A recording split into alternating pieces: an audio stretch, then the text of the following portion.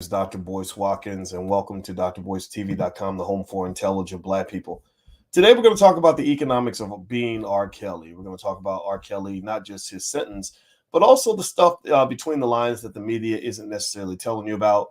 We're going to talk about R. Kelly's net worth, what he's actually worth right now, and some of the challenges that come with bad choices and how that can affect you economically. So get comfortable, buckle up your seatbelt. We're going to get started on drboycetv.com right now.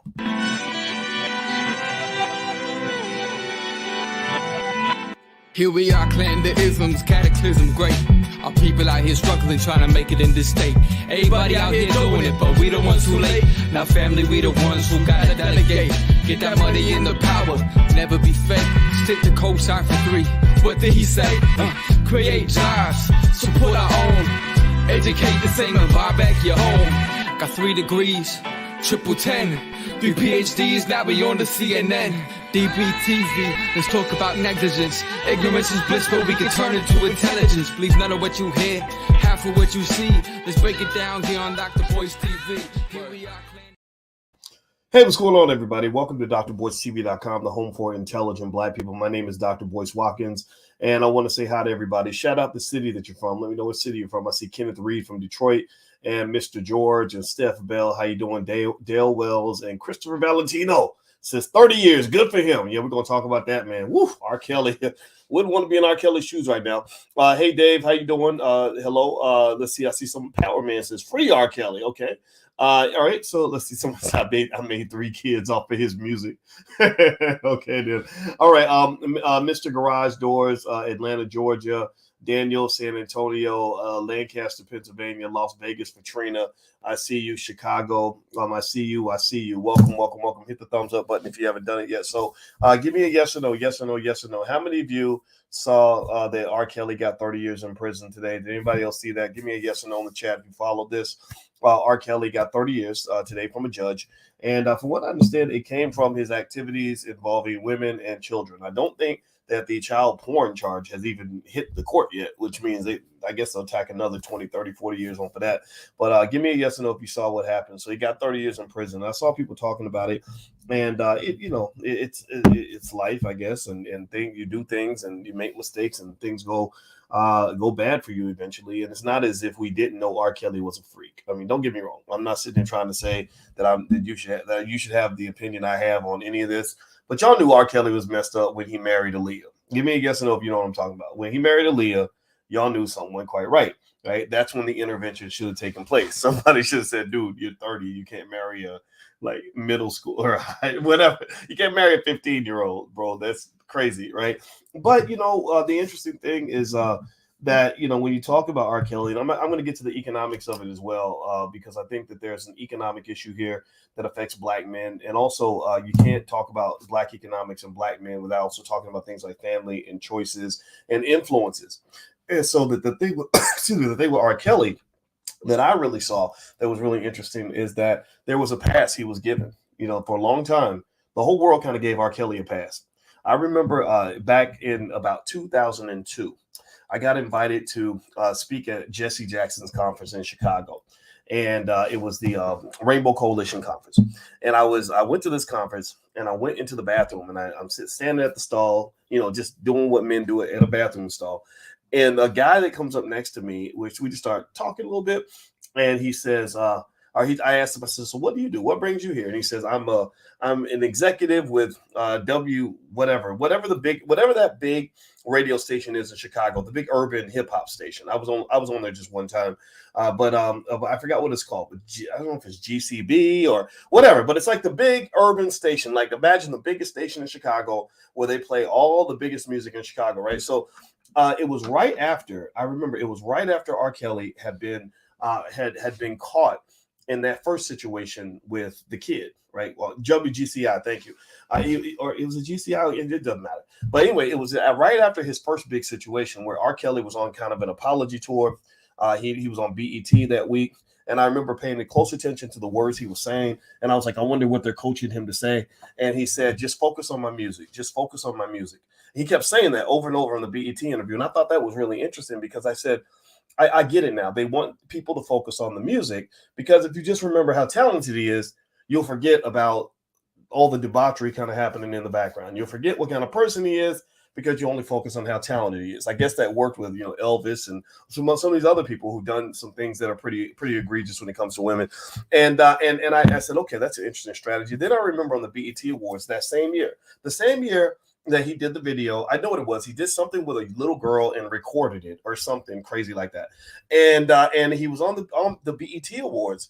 And BET didn't just, this tell you about BET and the history of BET. You're talking about, you got to go back 40 years.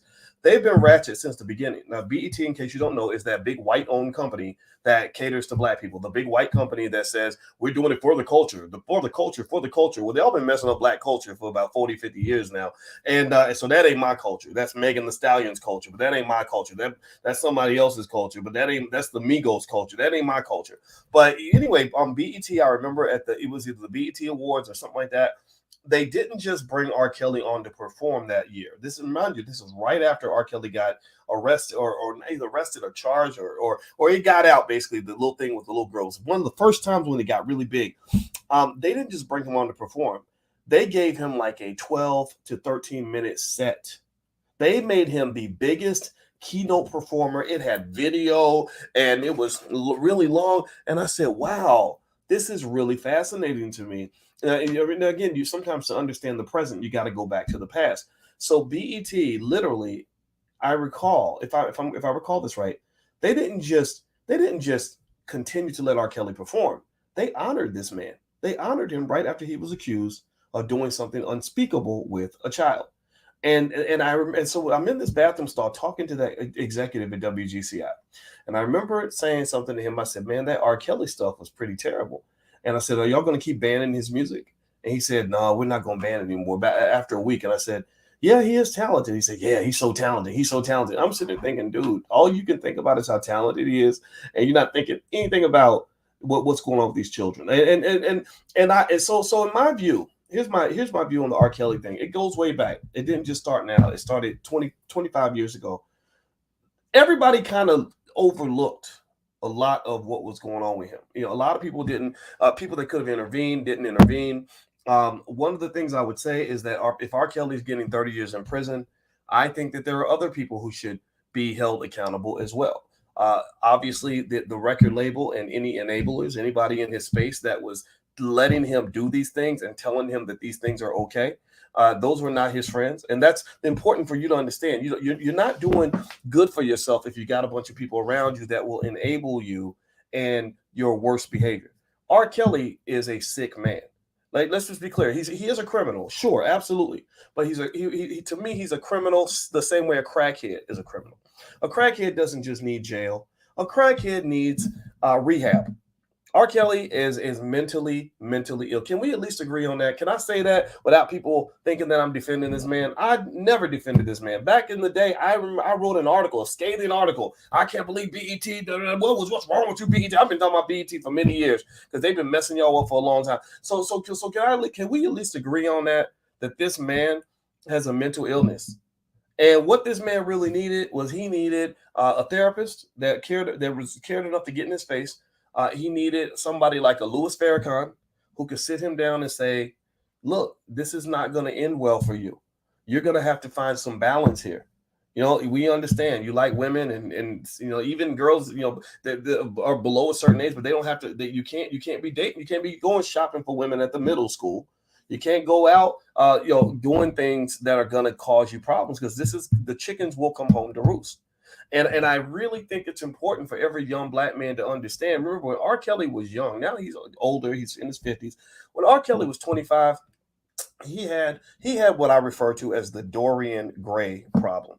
Now, Dorian Gray, let me just give you some imagery. I've talked about Dorian Gray before. If you follow my podcast, you'll know what I'm talking about when I talk about Dorian Gray. Dorian Gray was I'm actually going to try to pull it up, see if I can find the painting. It was a book. I want to say it was a Faustian kind of book. But let me actually share my screen and let me explain why I'm making this weird reference here. But Dorian Gray, let me show you this. Let me pull this up. Okay, so you can see this. So Dorian Gray, you see these ugly pictures, right? Dorian Gray was this guy who was convinced that life is about nothing but looking good, looking fly, and getting ass and or experiencing pleasure. That's all Dorian Gray believed. Was somebody convinced him that life ain't about spiritual development. It's not about good choices. It's about looking good and getting ass. That's it. That's all Dorian. So what Dorian Gray did was, because he did not want to get older and because he wanted to get as much sex as possible and as much pleasure as possible, he made a deal with the devil. And when he made this deal with the devil, he said, in exchange, I want to be young and beautiful forever. And I want to have all the women, all the pleasure that I can have. And eventually it wasn't just women. He got bored. Like a lot of these Hollywood celebrities, he got bored with the women and started going after the men and the dogs and all kinds of stuff. All right. So he said, I want all the pleasure I can get. And I want to look good for the rest of my life. So the devil said, okay, no problem. So what happened was the devil transported Dorian's soul into this painting, and the painting would keep track of all of Dorian's sins, and it would keep track of how his soul decayed as a result of all the choices that he was making. So Dorian's out here running around and he's having sex with everybody in the town, and he's getting the money and getting the women and just living life like a rapper. Right. I think about when I see a lot of the young rappers who are getting everything they want, all the women they want, all the drugs they want, everything they want. It was kind of the same thing. And what was going on, though, is that while he is enjoying life, remember, the devil's keeping stock. The devil's keeping an accounting of all the things that he's doing and putting it into this painting. So his soul is trapped in this painting. He has no soul anymore. And his soul is rotting and decaying because of the things that he's doing. So eventually the chickens come home to roost. Eventually it all circles back, and eventually he pays a price for all the things that he did when he was younger. And so I believe this, and I'm gonna sound a little religious, and I hope it's okay if I say it this way, but I believe that the devil keeps score and that God keeps score. I really do. I believe that the universe keeps score of all the choices that you make, and eventually those choices come back to you. Karma is a very real thing. And what I would say is, when I look at R. Kelly, I see a similarity to a lot of celebrities that I've seen in Hollywood who go out there. You got all the money you want, all the women want you. Let's stop acting like every single woman in R. Kelly's life was an innocent victim who didn't want to be there. Like some of those women were grown ass women, 25, 26 years old, who, say, I have a right to date who I want to date. And you're like, hey, don't date him. He's a dog. Go get you a nice guy. Nice guys are boring. I don't want a nice guy. I want to date the guy who's going to spit in my face and pee on me. Y'all know what I'm talking about. Y'all know that there are women out there like that. Right. And I think that's the craziest thing. In fact, just a side note, if you are the nice guy, keep being the nice guy. Just have the discernment to not be nice to women who don't deserve your kindness. Find you a grown-ass woman, a mature woman who can appreciate a nice guy, who ain't going to beat her ass, who ain't going to run around cheating on her, who ain't going to go destroy her life, and find that woman. Don't be nice to the women that don't deserve your kindness. Save your kindness for the woman who really earns it. Okay, so ain't nothing wrong with being the nice guy. They say nice guys finish last. I've been a nice guy my whole life, and I finished first in damn near everything I've done in my life. I don't finish last, and I've always wanted to be the nice guy. So stop that nonsense about, well, you can't be the nice guy because the nice guys finish last. What would you rather be, an asshole? Is that really where the culture is going? Is that the culture? Right, that everyone just wants to be mean to other people? I think that's inappropriate. I think that's crazy. So here's the deal. So with R. Kelly, I not only see a guy who reminds me of a lot of hip hop artists and Hollywood celebrities who have everything that they want. So they eventually start to engage in behavior that is just crazy and dastardly because they're always looking for the next high. I remember Deion Sanders talking about how he was at the top of his career. He was winning Super Bowls. He had millions of dollars in the bank. He was going to every party. He could buy any car he wanted. He could have any house he wanted.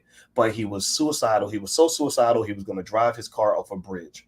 How in the world could a man who had everything be suicidal? Well, I believe that's because Deion lost his soul. And when you lose your soul and you lose your sense of purpose and your sense of reason for existing to go beyond simply seeking pleasure, then you will be depressed. And Deion did not become a happy man again, from what I understand, until he found his soul. Where did he find his soul? He started going to church.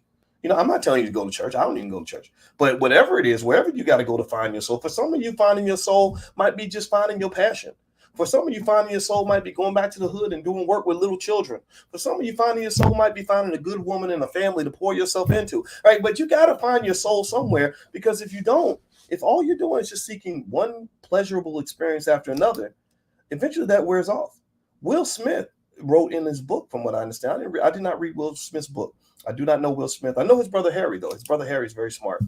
And in his book, Will, or maybe it wasn't a book, he said this basically, that he got to the point where he was having so much sex with so many women that having an orgasm made him vomit. Did anybody else hear that? That literally he said, having orgasms made me vomit.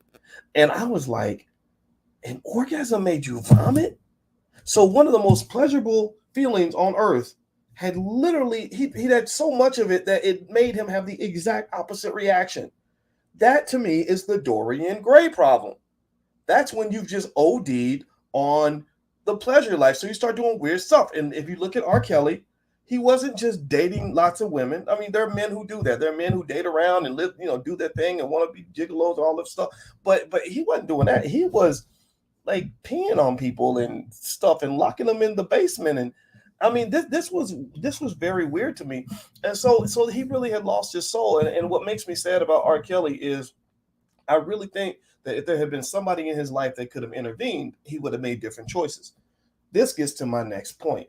Please hit the thumbs up button. Thumbs up, thumbs up, thumbs up. Share, subscribe if you haven't done it yet. Also, my website is boycewatkins.com if you'd like to go there. I'm big on financial literacy for my people. So, but really any people can join, but I do this for my people. So if you're interested, we do have a masterclass that starts on July 7th on how to generate income by writing call options, selling call options. So if you're interested in taking a look at that, feel free to go to boycewatkins.com. We start July 7th. Okay, so here's the thing about R. Kelly.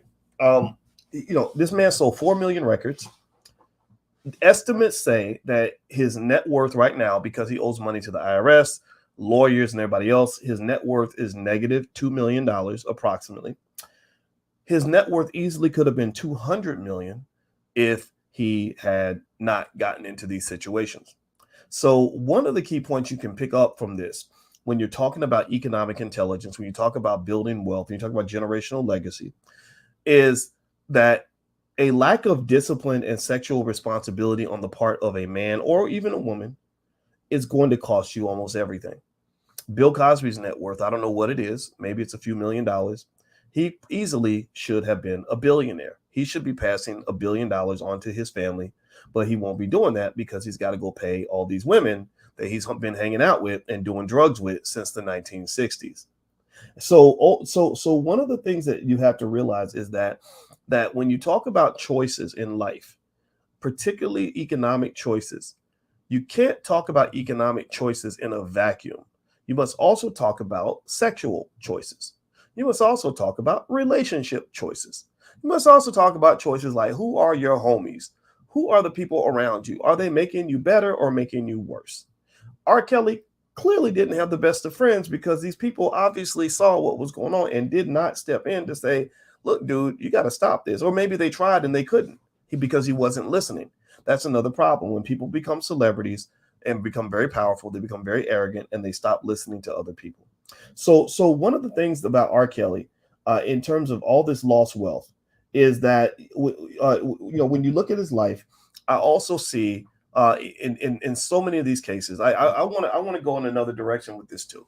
Not only is R. Kelly accountable for everything that happened, but all of his enablers are accountable. Also, I guarantee you that there are tons of celebrities out there that hung out with R. Kelly in the 90s and maybe the 2000s who are shaking in their boots because R. Kelly, I imagine if you went to his house, he was offering you women and all kinds of stuff in order to make sure that the party kept going. I remember a rapper telling me he was in the studio with T.I. and he said T.I. he brought like 20 strippers into the studio or something like that. And this rapper is a guy that tries to stay out of trouble, and he ended up going home. And I said, I think that you're the smartest man I know because all those situations with all those different people, it's bound to lead to something that's going to be embarrassing for you, that's going to be harmful to your brand, that's going to harm your economic opportunities and possibly cost you your freedom. I personally would not want to hang out in a studio with 20 strippers in the studio. I think that goes beyond simple male appreciation for women. Women are great. I've always thought black women were the sexiest creatures on the planet. In fact, somebody was pointing out this rapper Megan Thee Stallion and saying, look at her curves. Look at her curves. I said, I know at least 20 black women that look 10 times better than her. Give me a break. Stop putting these Hollywood people on a pedestal. Black women are gorgeous, right? So I get it. I understand. I said, my wife is a PhD. She got better curves than Megan Thee Stallion. Come on now. And so ultimately it's okay. I get all of that. But what happens though is that we don't understand. We were never taught, some of us, the importance of balance. Just realizing that if you do anything in excess, it's going to destroy you. Anything you do in excess to the point where it becomes an addiction or an obsession, or you're too involved with it on too much of a regular basis, it's going to destroy you. There are 4 things that tend to destroy a black man in life. If anybody who wants to be wealthy needs to write this down. 4 things that can destroy a black man if he does it too much: sex, drugs, alcohol, or gambling. Those 4 things, those 4 addictions, if you do too much of any of those 4 things, you are at risk of losing it all. If you're laying down with too many women, getting in too many situations, you're going to have a bunch of babies, mamas, you're going to go broke. Or the STDs or drama, somebody going to kill you because you don't slept with the wrong woman. It can all go south if you're not responsible in terms of where you plant your seed. So we've been talking about Roe versus Wade all week and all that. Well, I think that when you talk about a debate as sensitive as that one, you also got to talk about men laying down and just getting busy with any girl that looks good. I never ever thought that was smart. I know guys who, because they're influenced by hip hop culture, R. Kelly was a part of that culture. When they say the culture, BET is pushing the culture. What culture they're pushing? They're pushing a culture that is built on black men not being sexually responsible. In fact, one day, at some point, the hip hop industry is going to have a day of reckoning with the Me Too movement, and it's going to be ugly. At some point, the entire hip hop music industry, you're going to start seeing big name rappers going down. You're going to see people getting Me Too'd by rapes that happened in the 1990s. And some of that stuff needs to happen because, my Lord Jesus, all they will tell you to do is to engage in the kind of behavior that will destroy you, cost you everything, get you locked up, and kill you. It doesn't make any sense. So sex, drugs, alcohol, gambling. Too much sex with too many people, that's a problem. Drugs, always bad. Drugs have been the number 1 factor to destroy the black community in the last 40 years. When they planted drugs in your community, the CIA, they destroyed $1 trillion in black wealth or more. They destroyed trillions in black wealth because now you had black people getting killed over drugs. You have black people going to prison over drugs. You have black people getting addicted to drugs. When you go into prison, you turn into a slave. And then the rest of the community is just fucking traumatized because they had to sit there and watch all that shit happen. I don't know what's worse, to get killed in the drug war or to be a survivor. The survivors need therapy now, and they can't be their best self. You can't operate on your highest plane. You can't go out and go make $1 billion because you're too busy trying to overcome the fact that your mama was hooked on crack, your daddy was a pimp that got locked up, your little sister's out tricking in the streets, and your brother got shot in a dope deal. You can't overcome that. So you can't even operate on a high frequency. You can't operate on level 10 because you're still stuck on level 1. You don't think that impacts black wealth?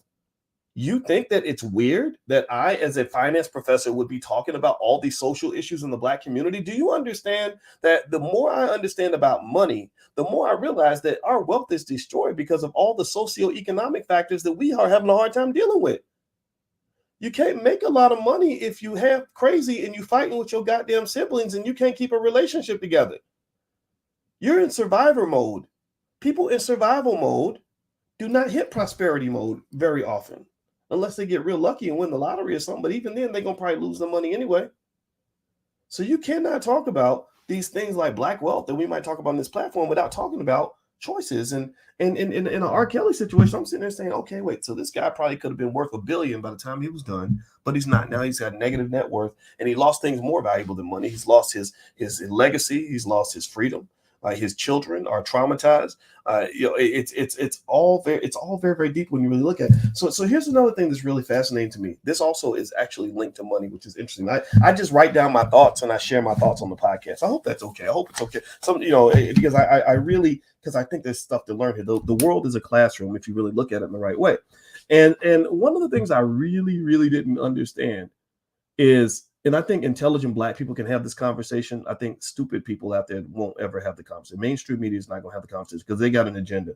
But I was like, okay, so when all these little girls are chasing after R. Kelly, because they were chasing him. He was 6'5" or whatever. He can sing like a bird. He's wealthy and he's powerful. My Lord Jesus, if that's not a woman magnet, I don't know what was. So R. Kelly has all these women chasing him. I'm not talking about the little girls. I'm not talking about the 12-year-olds who think they grown and all that. That's not included in this conversation. So don't think we're talking about anybody underage. I'm talking about that 23-year-old who wants to become famous and thinks R. Kelly can get her there. I'm talking about the 21-year-old who wants to be next to a man who's got money. She wants a baller.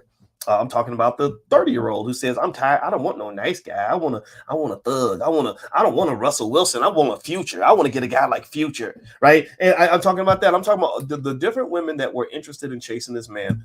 And also I'm talking about the parents of the young ladies who put their daughters in front of this man. When I watched, when I was really looking into what was going on with R. Kelly, I was astonished. I don't know about y'all, but I was truly astonished by the number of parents who, after 2012, after everybody knew R. Kelly was a freak, everybody knew R. Kelly had this weird addiction, everybody knew R. Kelly was messed up. These parents are bringing their daughters to the R. Kelly concert and then sending their daughters backstage alone. Do y'all think that's a little weird? Or am I being mean by bringing that up? Am I being mean by bringing up accountability? What do y'all think? I don't know. Do y'all is that what do you think? I mean, is it okay? Do you think that maybe that there's a conversation to be had about some of that too? That maybe he wasn't alone. That maybe he committed his crimes with a large number of accomplices. And why was this happening? Here's what was going on. It's easy. It's an easy transaction because I've seen it. I've seen it happen. It happens all the time in Hollywood. I made a movie in Hollywood, a couple movies in Hollywood, and let me just tell you this. When I went out there to LA and I'm making this movie, all the actors and actresses, first of all, these actors and actresses in LA are so talented and there's so few roles and so much talent. Everybody's auditioning. We had all these people auditioning and all these women were so pretty, all trying to get in this movie, this little low budget movie. They weren't even getting paid because they didn't have a whole lot of money. And do you know how many times I had women coming up, rubbing elbows with me because they found out I was the guy who was paying for the movie? Do you know that? You know, it was like, wow. So you don't understand money. You have no ability to even know how much money I actually have. You just want to be next to wealth and power. You think that being next to this guy because people told you I was the guy, that's going to somehow make your life better or give you more opportunities or something like that. And what's really unfortunate is I was sitting there thinking, you know, you're trading something that's incredibly valuable for something that ain't worth a whole lot. I can't make you into a Hollywood movie star. I can put you in a low budget film and you're trading your womb. I mean, there's nothing more precious to me on a Black woman than her womb, right? That's where children come from, right? So the idea that you're trading something incredibly valuable for something that ain't really worth a whole lot, I think is a problem. And so with R. Kelly, you can imagine now R. Kelly really had something. He really had star power. He really had the ability to make you a superstar, I guess, if you went in the studio and sang well. So you had a lot of people willing to do anything to get next to this man because they wanted something from him. They wanted his money. They wanted his fame. They wanted his access. They wanted his clout. Well, guess what? If you show up at R. Kelly's house with your daughter and you want something from R. Kelly, well, it sounds to me like R. Kelly also wanted something from you.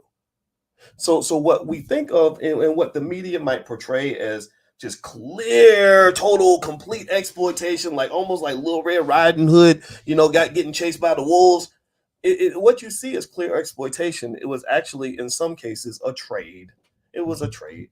If you're 27 years old and you say, hey, I want to go and I want to date R. Kelly because I want to turn down all the nice guys who aren't going to pee on me. I want to turn them down because they're not rich and famous and they're not 6 feet tall and they can't sing like him. But I want this guy over here because I am addicted to the bad boy because I never had a daddy to teach me what a good man looks like. I don't know what to say to you. You're not like the 12-year-old who got picked up at the playground. You're just in different categories. I know you want me to treat you like you're a little child, but I don't believe grown women are children. I believe grown women make choices. Just like Sierra made the choice to date Future. She got peed on a couple times and then realized, hey, I'm better off picking a Russell Wilson. Let me go after the nice guy, the family guy, the responsible guy, instead of going after the guy who's going to get me pregnant like he did his other 35 babies mamas. So at the end of the day, when I talk about R. Kelly's choices, you got to talk about choices of everybody involved. You have to. Anybody over 18 that made a decision, there's accountability to go across the board. And what I really noticed was when I would see some of the victims in the R. Kelly specials and all that stuff was that some of them had a wide open door to walk out the door anytime they want to. They could have left anytime they wanted to. And so I don't understand that. That's the part that I have trouble processing. And also, let me just say this. I'm going to go ahead and do a shout out on this issue that I think Black folks need to talk about more. Is a lot of this comes down to missing fathers in the Black community. And let me explain why.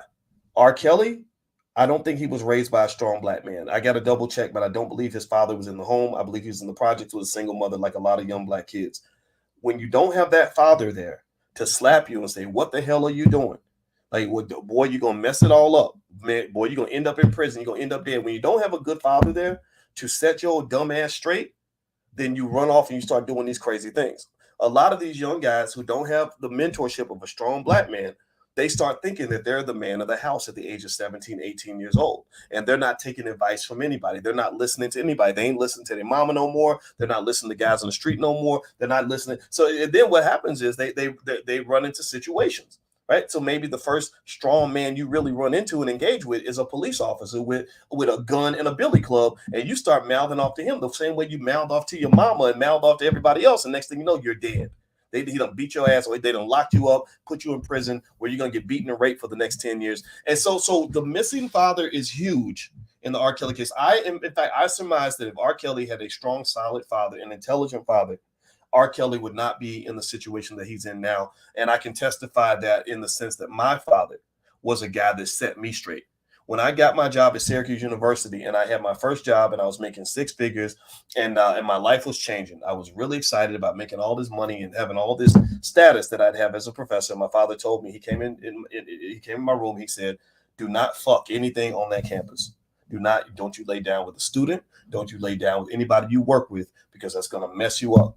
And I stuck by my father's rules, and I watched another professor my same age get taken down because he did have sex with a student. So that sexual discipline is taught by intelligent, responsible men. Any man who tells you as a Black man that you're supposed to go dip your penis in any toxic waste dump within a 100-mile radius is not your friend. That is not an intelligent person. That is not a responsible. That is not a strategic man.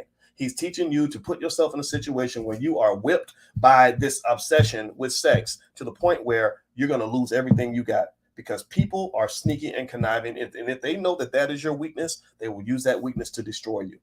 The second piece I see here in terms of the missing father, again, this all links back to family, which links back to wealth. The loss of the Black family was the number one factor in the loss of Black wealth. And next to student loans and the loss of the Black family are two of the biggest factors in terms of killing Black wealth in the last generation.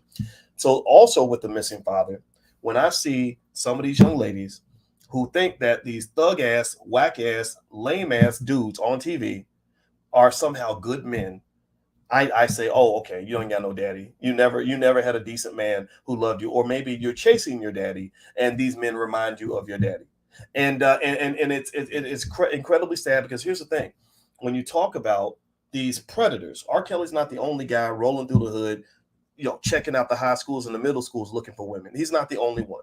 Give me a yes or no if you know what I'm talking about. There's a whole lot of dudes out here that do egregious things when it comes to young women, underage women. Incredibly inappropriate. They need to go to jail. If you're doing this type of stuff, you need to stop. Go find you a grown-ass woman. Stop doing this. You are a predator. So when you have these people, these predators in the community, one of the factors that protects young girls from the predators is the father. Are you following what I am saying? I want you to go back to the TV show Good Times. Remember when Thelma was like young with her little fine self? She's 16, 17 years old, and all the boys are looking at Thelma. All the boys want to get next to Thelma and all that. Well, what stopped that from happening? The father's there, and he's like, if you touch my daughter, I'm going to break your damn neck. When I grew up in my household, my father would have, if an R. Kelly had tried to get next to my sister while she's 13, 14 years old, he would be in the hospital or dead. He would be severely injured, or you would never see him again. His body would just literally disappear, because he wasn't playing that type of stuff. We had a strong Black man protecting the household. So what I need y'all to understand is that everybody in this whole independent, all the independent ladies nonsense that they trying to push on everybody and tell you that you don't need your men, that's as stupid as somebody telling me I don't need my wife. That a household can be run without a mother. You don't need a woman around. Women aren't important. Mothers don't matter. That would be stupid for me to say that. So it's also stupid when people are convincing you that fathers have no meaningful purpose in the household. The father is the damn protector of the household. Many of these households where R. Kelly was getting a hold of these young little girls were households where there wasn't a father there who's going to beat them up. Because here's the thing. Wimpy men, punk ass men like R. Kelly, they get real nervous when they see a real man in the room. When they stand up next to a solid man, like, do you really think R. Kelly would try to molest, I don't know, a daughter of a man who's in the Nation of Islam, like a solid black man in the Nation of Islam, Dr. Wesley Muhammad? Let's take him for an example. Do you really think that R. Kelly would be trying to get up close to the daughter of Dr. Wesley Muhammad? No, he wouldn't. He would find another victim. He would do what pimps do. Pimps prey on the vulnerable. They do not prey on people that are solid, that have strong backgrounds, that have strong backings and self-esteem and all the protections that a father provides. So when I'm seeing this stuff with R. Kelly, I think that there is a huge contradiction between the feminist movement, talking about independent women and everything else, versus their constant reference to these predators as the reason that they're going through so much pain and so much harm. Because your lack of appreciation for men, your desire to consistently attack even good men who are really trying to do the right thing, because you're so concerned about the predators, that's undermining the protections that a man will naturally provide. So I'm just telling everybody who is interested in hearing a different version of the truth to really reconsider the nonsense that you're catching in the media. I really want you to intelligently assess the difference between a good man and a predator. All black men ain't R. Kelly. So when they politicize it and they say black men need to stop doing this, I'm like, who the hell are you talking about? What are you doing? Black men need to stop. We just surviving R. Kelly because black men need to stop hurting young black women. Well, I'm like, yeah, but I'm not. Why are you putting me in that category? I ain't got nothing to do with R. Kelly. I don't even like the man's music. So why in the hell are you lumping me in with him?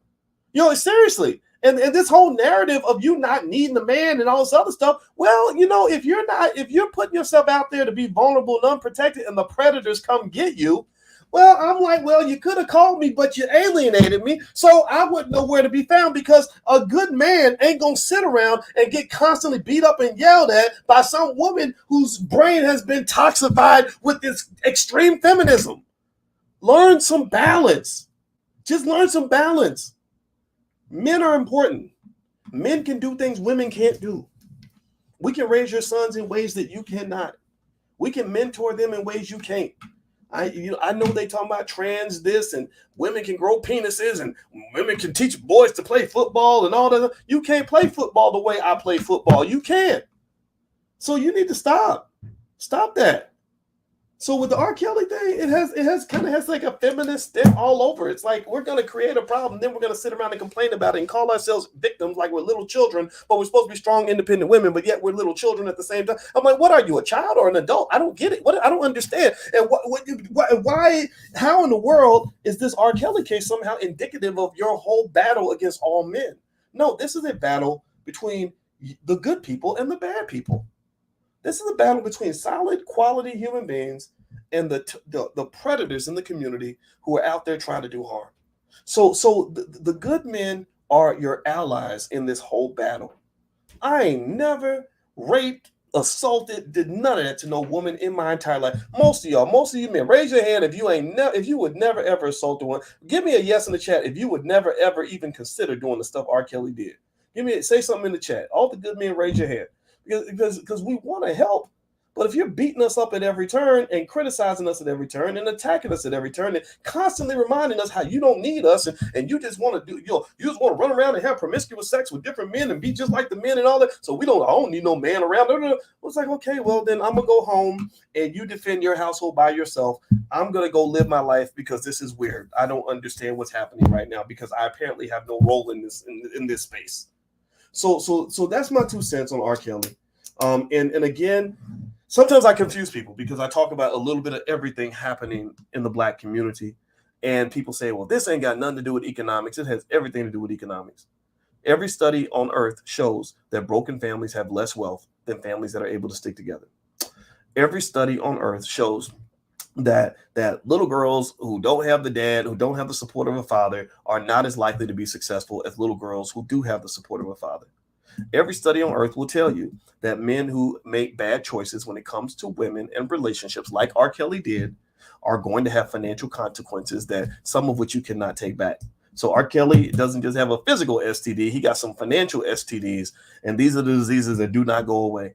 So I that's my 2 cents on R. Kelly. That's all I have to say.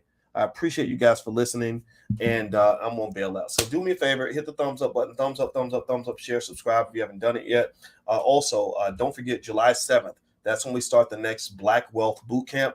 The topic of the Black Wealth Bootcamp is 4 weeks where I'm going to show you how to generate income by selling call options, not buying options, but selling stock options. It's important to know how to do this in this stock market because prices are going down and they're going sideways. You're not getting that capital appreciation. So this shows you how to get your income even in a bad market. So if you're interested in joining us, just go to boycewatkins.com, look for the link, and we'll be getting started on July 7th. All right, guys. So please have a great day. God bless you. And if you're on Instagram, you can hit the link in the bio. So take care, everyone. And it was wonderful talking to you. And I love you. And if I offended you, then I can't apologize for that because I'm going to have to tell you the truth no matter what. So I'll see you guys later. Take care now. Peace.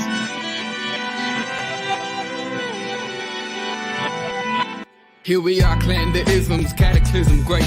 Our people out here struggling, trying to make it in this state. Everybody out here doing it, but we the ones who late. Now family, we the ones who gotta delegate. Get that money in the power, never be fake. Stick to co-sign for 3. What did he say? Create jobs, support our own. Educate the same and buy back your home. Got 3 degrees, triple 10. 3 PhDs, now we on the CNN. DBTV, let's talk about negligence. Ignorance is bliss, but we can turn it to intelligence. Believe none of what you hear, half of what you see. Let's break it down here on Dr. Boyce TV. Here we are.